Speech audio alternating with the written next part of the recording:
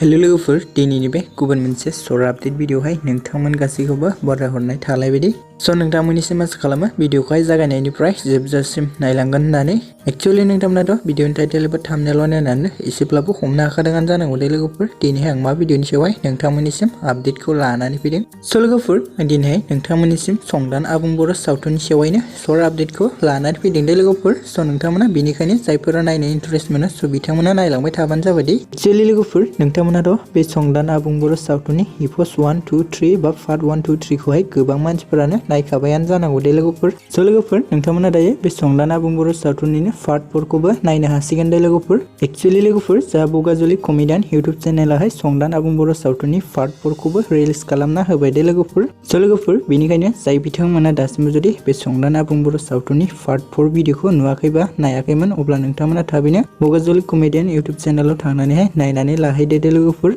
आरो लोगोफोर नोंथांमोना नेक्स्ट पार्टनि थाखाय भिडिअखौ लाइक कमेन्ट शेयार खालामबानो जाबाय दे लोगोफोर मानोना लोगोफोर नोंथांमोननिफ्राय सापर्ट आरो मददखौ मोनोब्लासो बिथांमोना फैनो गोनां नेक्स्ट एपिसोडखौ थाबैनो नोंथांमोननिसिम इउट्युबनि गेजेरजोंहाय रिलिज खालामना होगोन दे लोगोफोर स' लोगोफोर बेनिखायनो जाय बिथांमोना दासिमबो जुदि बे भिडिअखौ नायाखै अब्ला नोंथांमोना थाबैनो बगाजुलि कमेडियान इउट्युब चेनेलाव थांनानै नायहैबानो जाबाय दे लोगोफोर आरो लोगोफोर नोंथांमोना चेनेलखौबो साबस्क्राइब खालामनानै लाबानो जाबाय दे एक्चुअली लोगोफोर बे भिडिअनि डिसक्रिप्शनावबोहाय आं लिंक होनानै होदों दे स' नोंथांमोना बे लिंकजोंबो थांनानै नायहैनो हागोन दे ओमफ्राय लोगोफोर नोंथांमोना सोर सोर बे संदान आबुं बर' सावथुननि पार्ट 4 खौ नायखांखो कमेन्टनि गेजेरजों फोरमायहरबानो जाबाय दे लोगोफोर एक्चुअली लोगोफोर आंबो बे भिडिअनि पार्ट 4 खौहाय नायखांबाय दे लोगोफोर आरो लोगोफोर नोंथांमोना नेक्स्ट पार्ट फैनो गोनांखौहाय नायनो थाखाय दानिफ्रायनो सोर सोर एक्साइटेड जानानै दं कमेन्टनि गेजेरजों फोरमायहर दे स' लोगोफोर बिदिब्ला दिनैनि शर्ट आपडेट भिडिअआ बेखिनियानो मोनदों लोगोफोर आसा खालामो नोंथांमोना भिडिअखौ नायनानै मोजां मोनबाय भिडिअखौ जुदि नायनानै मोजां मोनदोंब्ला अननानै खनसे लाइक खालामनानै होबानो जाबाय दे लोगोफोर